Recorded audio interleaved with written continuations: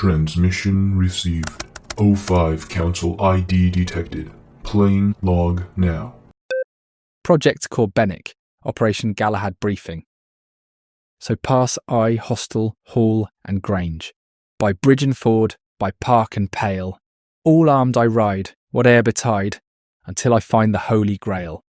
Sir Galahad, Lord Alfred Tennyson.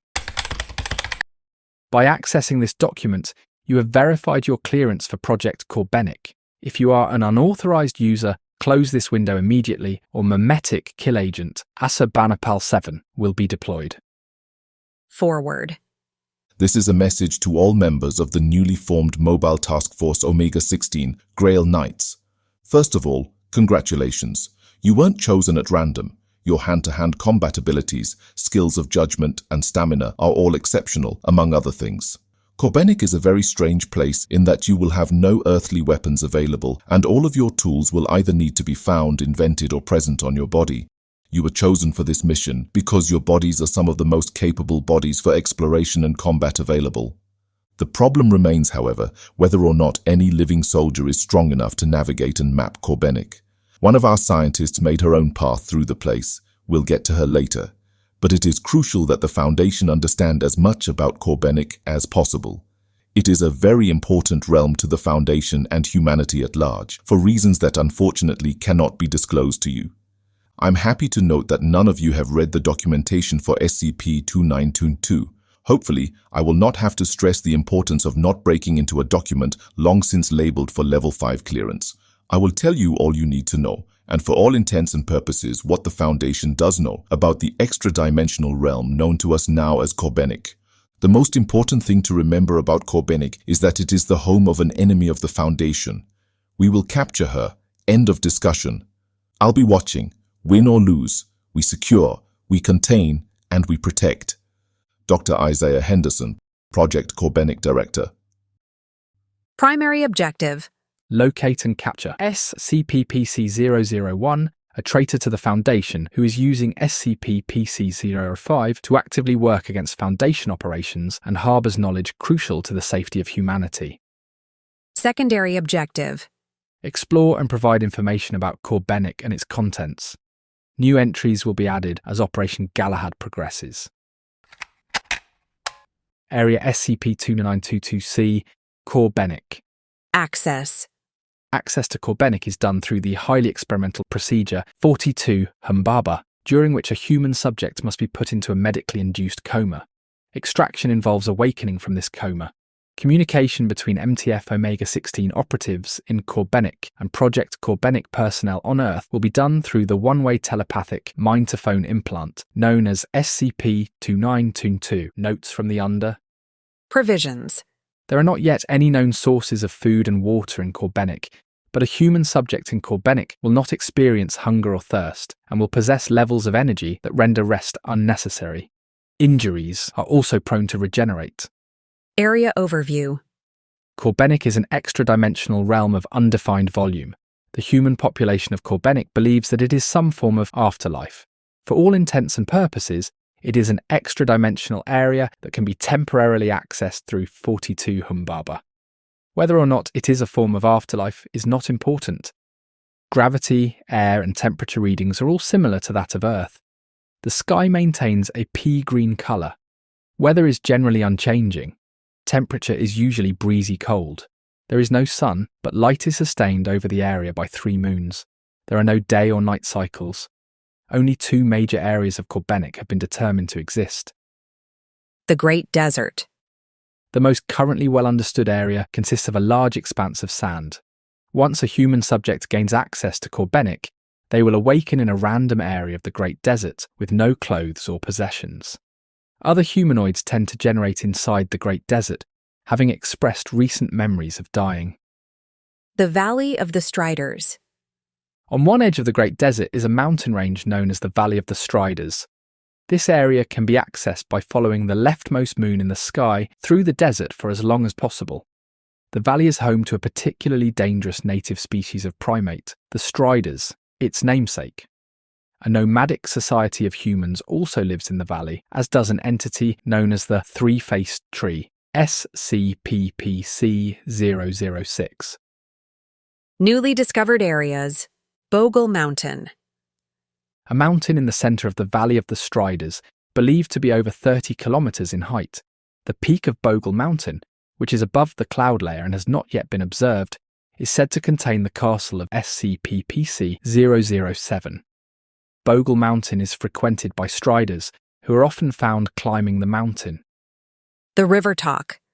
River of greyish sludge that winds through the Valley of the Striders. Squadron 12 has been advised to follow the path of this river. Sludge is organic in composition. Agent S-12-4 believes the river to be a gigantic amoeba of some form. Analysis ongoing. The Marble Hall. Found by Squadron 12 following the path of the River Talk on the left moon side. Large cubic structure of stone, several kilometers to each side, inhabited by thousands of humans in a hedonistic society of perpetual orgy. Narrow central stairway through the center is the only known entrance. This area is equally praised and feared by the local human settlements. Ruled by SCP-008. The Chitin Sea. Source of the River Talk. Found by following the right moon from the Great Desert or the Valley of the Striders. Immeasurably large biomass, with a top layer of thin chitin and deep layers underneath of unidentifiable organs and liquefied tissue. Passage across the top layer on foot is possible, though 5 personnel have been irretrievably lost in attempts when the layer cracked under pressure and subsequently regenerated. All agents are advised to avoid this area unless passage is crucial to the primary objective. The Croaking Cave. Found by following the cold-bound hair from the Great Desert. Subterranean cave of currently unknown length, interior covered in an average 3 inches of snow. Temperature is a constant 0 degrees Celsius. Named for the sound produced by SCP-PC-010. Inhabited by an estimated 100 SCP-PC-04. Settled together in a single village tended by SCP-PC-11. Greenleaf Woods. Located adjacent to the entrance of the Croaking Cave. Forested area, exact size unknown, populated mostly by evergreens. Site of SCP-PC-012's residence before its elimination. SCP-PC-013 currently resides in its southern part. The Black Temple. Beyond the Greenleaf Woods, a peculiar symmetrical structure can be found crafted from large black rocks of undisclosed composition. Disfigured loud noises emanate from within this construction, yet a comprehensive documentation of its interior remains elusive. There have been no formal explorations conducted within the structure. However, nearby human settlements conjecture that it may serve as a hideout for SCP-PC-014. Instances of SCP-PC-014 have occasionally been observed emerging from this structure, prompting beliefs regarding its nature. The Dead Savannah. Found by venturing through or around the Black Temple. It opens to a vast savanna filled with dead flora. The savanna brush and trees are all without leaves, and their wood is an unnatural bone tan. There are fields of wilted reeds, yet despite their wilting, they are still numerous enough to maintain a thick field. SCP-PC-015, SCP-PC-016, and SCP-PC-017 are all located in this area, making it highly dangerous. Corbenic exclusive objects. New entries will be added as Operation Galahad progresses. Item number SCP-PC-001. Threat level hostile. Location unknown. Description: human, female, African American, 33 years old. Formerly a Foundation scientist known as Dr. Janet Spiegel. Implanted with SCP-2922. Was the first explorer of Corbenic. Betrayed the Foundation when we refused to meet special demands regarding her husband. Supplied false information, then broke off contact. Is obfuscating information regarding Corbenic crucial to the safety of humanity? Husband is SCP-PC-002. Allied with SCP-PC-005 to hinder Foundation operations. Item number SCP-PC-002. Threat level active. Location unknown, likely in a separate area from SCP-PC-001. Description: human male, Caucasian of Swiss descent, 37 years old. formerly a civilian known as Hermann Spiegel, accessed Corbenic in an attempt to locate SCP-PC-001. Assisted by SCP-PC-005 through as of yet unknown means. Use as a hostage is advised to negotiate with SCP-PC-001. Item number SCP-PC-003 Striders. Threat level, hostile. Location, Valley of the Striders, occasionally Great Desert. Description, bipedal primates of tremendous size. Most recently encountered specimen during Project Galahad, estimated to be at least 3 kilometers in height. Known to wander Corbenic without any apparent purpose. Peaceful when unprovoked. Often attacks humans, but gently, as if to observe Corbenic's omnipresent healing factor. If provoked with weapons or counterattacks, Striders will not physically attack, but make vocalizations that can cause a variety of effects on humans, including petrification of human flesh, teleportation to an unknown area, and negation of the healing factor. As such, Striders are to be ignored if possible, and Strider attacks are to be dealt with passively. They will occasionally collect human subjects from the mountain to feed SCP-PC-007. Item number SCP-PC-004. Threat level minimal. Location all. Description: SCP-PC-004 is a blanket entry for all other humans in Corbenic. Information may be gathered if the subject is not hostile. No anomalous qualities, save for regenerative factor, for all things in Corbenic. Many instances of SCP-PC-004 taken up permanent residency in the Valley of the Striders, in villages and other settlements. Known sources of clothes and building materials include Strider hair, stone, mud, and grass. Item number SCP-PC-005. The Impenetrable. Threat level dangerous. Location unknown. Likely with SCP-PC-001. Description: hostile reality-bending entity working alongside SCP-PC-001 and assisting SCP-PC-002. Entity resembles a massive spider, shape-shifting elements unknown. Seventh godlike being of a council of 8. Little is known about this entity, but it had been encountered previously by the Foundation in trans-dimensional experiments with SCP and SCP, resulting in the deaths of 52 members of Mobile Task Force Nu 7, hammered down in Incident 29415 Bravo. Use extreme caution. Item number SCP-PC-006. Threat level neutral. Location Valley of the Striders. Description: plant-based life form on the top of a mountain near Bogle Mountain. Entity resembles a tree with 3 canine faces. Entity claims to be a guide for whosoever may ask. Height and location of its mountain makes access difficult. Locals assert that only one face tells the truth. Item number SCP-PC-007, the Witch Queen of Bogle Mountain. Threat level hostile. Location Bogle Mountain. Description: eldest of SCP-PC-003 instances. Never leaves the castle on the peak of Bogle Mountain. Known disdain for humans, harsh temperament, and reality-bending abilities. To speak negatively of SCP-PC-007 in the Great Desert or the Valley of the Striders will cause the speaker's flesh to petrify. SCP-PC-003 is one of the few entities in Corbenic known to eat. Striders have been known to collect wayward human subjects in stone baskets to feed SCP-PC-007. If captured for this purpose, it is crucial to cooperate and refrain from resistance. SCP-PC-007 has devoured 2 agents of MTF Omega-16.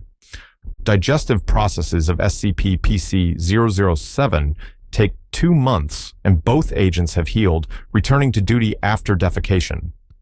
The process has left both agents with deep psychological trauma. This is to be understood as an accepted risk, and preferable to petrification or other Strider curses which are incurable. Item number SCP-PC-008, the Elephant King.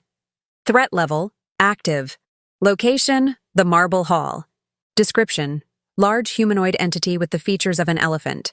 Master of the Marble Hall. Actively seeks humans to live in its hall. Reasons unclear, possibly predatory. Related logs, PCS-12.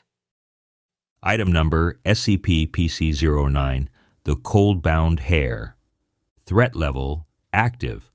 Location, the Great Desert, the Croaking Cave every year for 1 day. Description, inorganic entity resembling an Arctic hare composed entirely of snow. About 4 times the size of a standard Arctic hare, but displays typical behavioral traits of non-anomalous members of the species. Migrates to the Croaking Cave every 365 days for a period of 24 hours before immediately exiting. Item number SCP-PC-10, the Frogs That Spit Winter. Threat level, hostile. Location, the Croaking Cave. Description, mechanical constructs resembling stylized frogs. Composed of tin, 1 meter in height. Releases a gaseous substance upon opening their mouth, capable of freezing any substance to -20 degrees Celsius. Produces a highly compressed soundbite of a bullfrog's croak upon releasing substance. Actively releases substance upon living organisms and cave interior, but are easily countered via physical contact. Seemingly unaffected by temperature of the Croaking Cave. Item number SCP-PC-011, the Flame Bearer. Threat level, active. Location, the Croaking Cave. Description, marsupial organism resembling that of the Macropodidae family. Pouch seemingly contains an indeterminable amount of fire, capable of taking out and holding said fire in one or both of its forepaws. Highest recorded speed measures 90 km per hour. Will stop and hold fire near any human it comes across. Item number SCP-PC-012, Father. Threat level, eliminated. Location, the Greenleaf Woods. Description, distinguished from SCP-PC-004 due to its deviation from established immunity to injury and death. Elderly Caucasian male with deteriorated anatomy, indicative of infirmities expected for its perceived age. Ostensibly identical to SCP-PC-004, barring these deviations. Item number SCP-PC-013, the Wood Baron. Threat level, hostile. Location, southern part of Greenleaf Woods. Description, humanoid with luminescent multicolored eyes. Branches sprout from either side of its head and around its torso. Always sighted, holding a lantern. Purpose unknown. Possesses the ability to manipulate the rate of plant growth and tropism. Ability used aggressively against trespassers. Item number SCP-PC-014, Cloak Shrouds. Threat level, unknown. Location, the Black Temple. Description, quasi-humanoid entities draped in dark cloaks, their facial features consistently obscured. These creatures exhibit a lack of discernible physical legs while demonstrating levitational locomotion. They tend to move in groups of 3 and have not been subject to any attempted communication or contact thus far. Item number SCP-PC-015, Jackal Hounds. Threat level, active hostile. Location, the Dead Savannah. Description, large dog-like entities resembling tall black jackals, similar to those depicted in ancient Egypt. Initial behavior is similar to Canis lupus familiaris and involves following alongside humans who travel within the dead savanna. However, when dense flora is near, they enter a hostile herding behavior wherein they corral humans towards the dense flora. SCP-PC-016 entities hide within the dense flora and ambush humans, specifically targeting their limbs and dismembering them. SCP-PC-015 entities then fetch one of the limbs and run off with them to offer it to SCP-PC-017. Item number SCP-PC-016, Lioness Serpents. Threat level, hostile. Location, the Dead Savannah. Description, female lion-like entities with bodies resembling that of a proportionally fitting snake for the upper torso and head of a lioness. SCP-PC-016 entities slither silently through the dense flora of the dead savanna and act as ambush predators, preying on humans. SCP-PC-016 entities specifically target their prey's limbs to dismember them while constricting the prey's body in place. SCP-PC-016 entities have venom that changes the way regeneration occurs in Corbenic.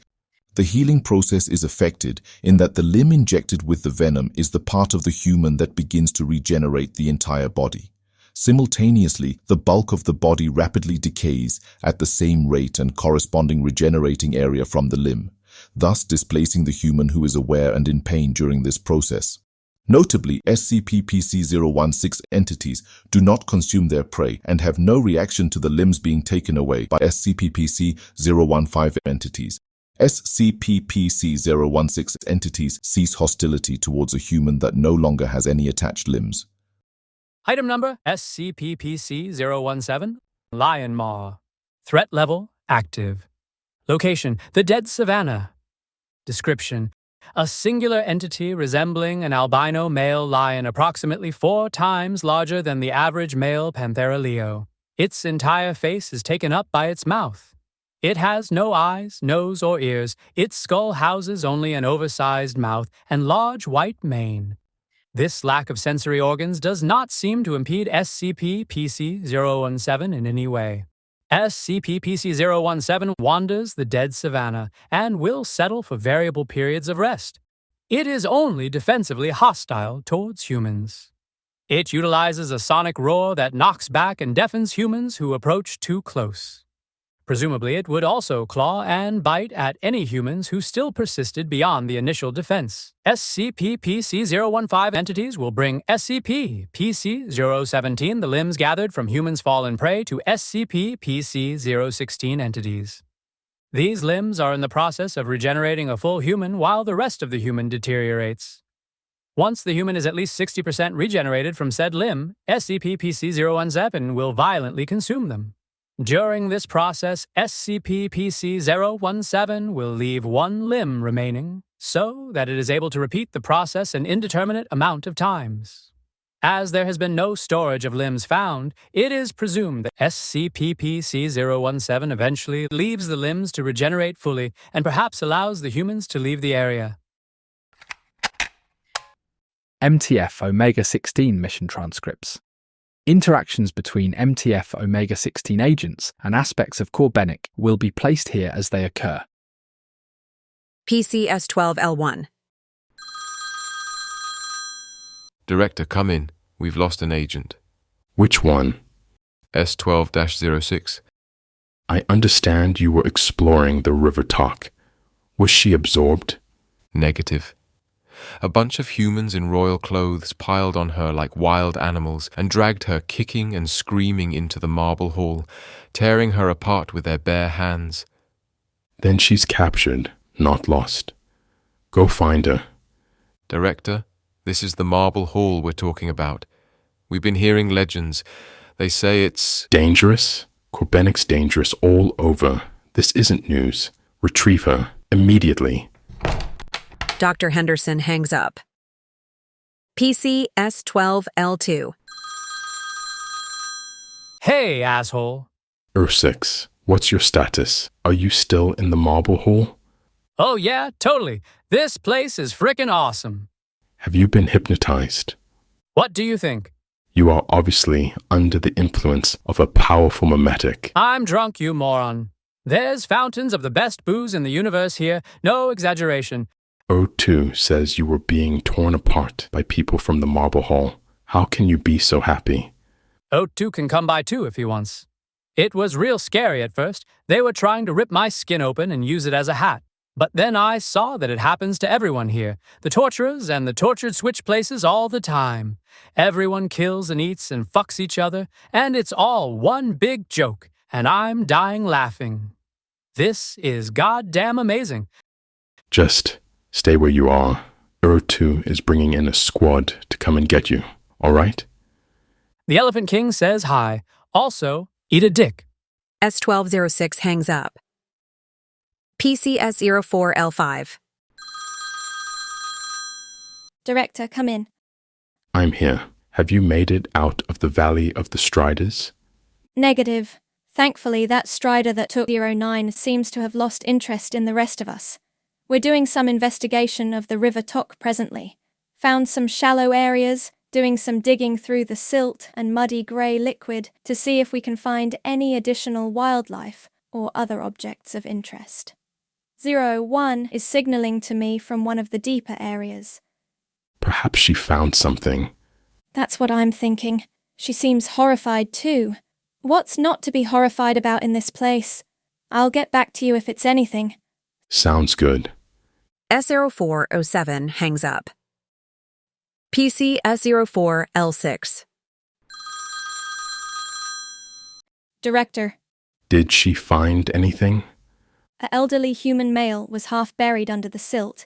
He's still alive. He's disoriented. We dragged him to the shore. His body is almost completely inundated inside and out with the grey slime. Is he in pain? Confirmed. He's trying to scream. Like I said, he's full of slime, and vocalizations won't be possible until all of it's out. Touching his skin feels like he's a cold water balloon. How long has he been buried underwater? Unknown, presumably a long time. What should we do with him moving forward? Get the slime out of him and see if he has any useful information, if he hasn't already gone insane from the torture, that is. Understood. Poor guy. S0407 hangs up. PCS-04L7. Fuck. Your status, 01. Fine.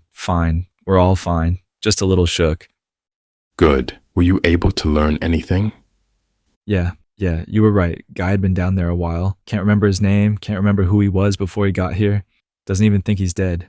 Frankly, I'm amazed he still remembers how to talk. And did he convey any useful information? It's not just goop down there, Doc. There's a city, he says, at the bottom of the Chitin Sea, made of caverns and coral and bones and people. Dug into rock made from living bodies, people smushed together by tons of ooze like sand gets smushed into sandstone. And the things that live down there are all teeth, things that would make an anglerfish scream. That's not even the worst of it, though. He kept repeating something about the Fisher King, a bloated thing that floats down there half dead, waiting until suddenly it's on top of you, all teeth and tearing. Says it'll eat you and never shit you out, just jellify your soul and ooze you out through its pores. It's a damn god down there. Everything that moves brings it food. Honestly, I wouldn't be surprised if this whole sea used to be people before that thing got to them. Fascinating. And you're drawn to it when you see it. It's like you forget you exist. You just freeze up, like everything you ever were is wiped clean and replaced with this looming dread, this intimate knowledge of the fact that you've lost. And if there was ever a chance to redeem yourself, it's gone forever now. And whatever you was is destined to become a pile of scattered memories and rotten meat. And guess what it looks like, Doc? It's another fucking eel. Dr. Henderson hangs up. PCS-07L3. Director, come in.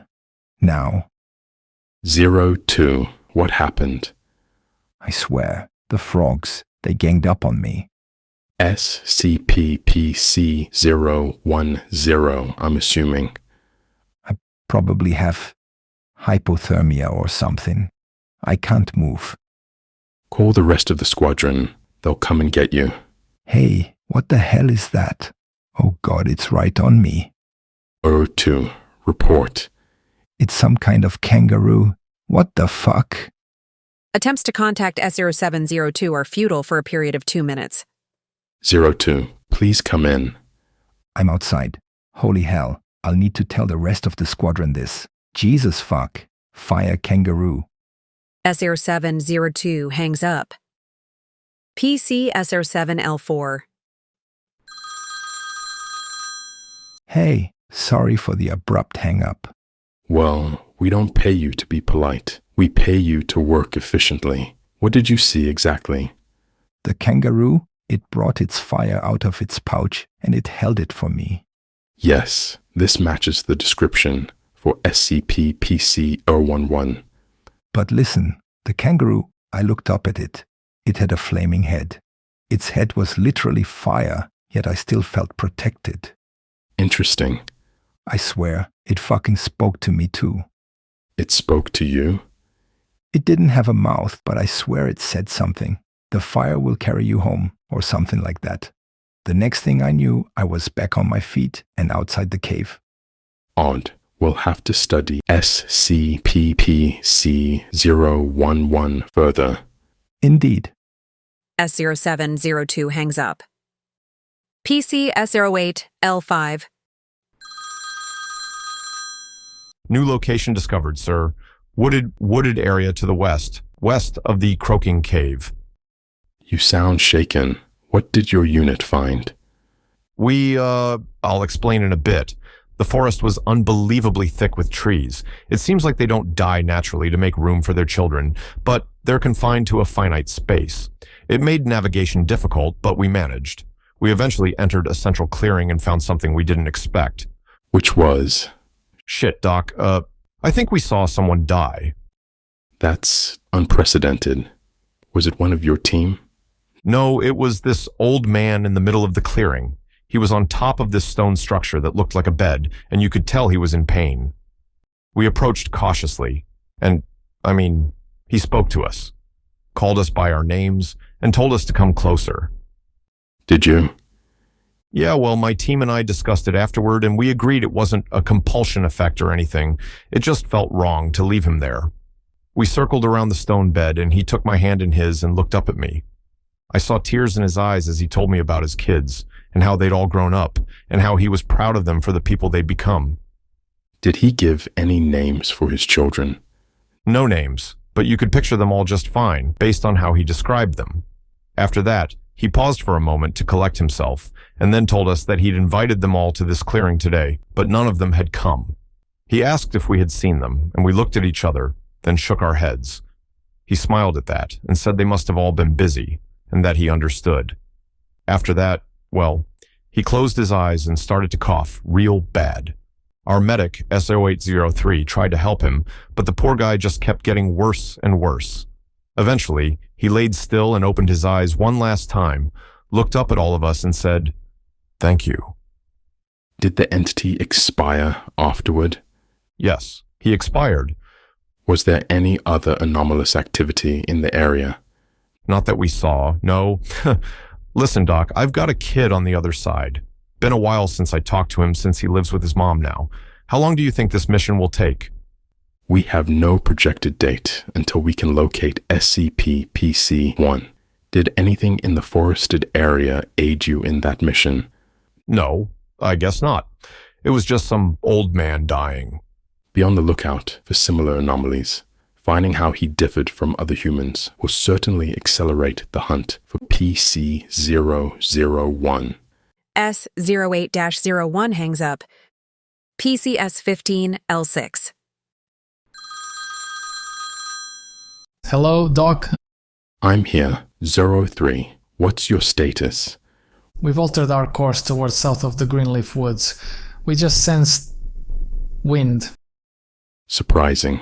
Initial reports say there is no wind in SCP-2922-C. Now, return to the initial course. We can't. We're already heading toward there for half an hour. What? And you're telling me this now? Yes, What is that? 03 report. Doc, there's something in the trees. Humanoid, glowing, multicolored eyes, with branches on its head. He seems to be carrying a lantern. Has it seen you? Negative. Oh fuck. Yes, it just fucking saw us. Is it hostile? Affirmative. It can fucking control the trees. Heck, we're being chased by fucking rapidly growing roots and branches. Run, 03. S15-03 hangs up. System compromised. Fiat all exception at error cod cataster. Hello again. I see you have been telling more lies. Isn't procedure 42 Humbaba Such a lovely way of saying murder. You sent an army into hell to find me. Then you lied to them, told them an extraction procedure was real. I almost feel sorry. Forget what's coming. Enjoy what's left. Dr. Janet Spiegel, signing off.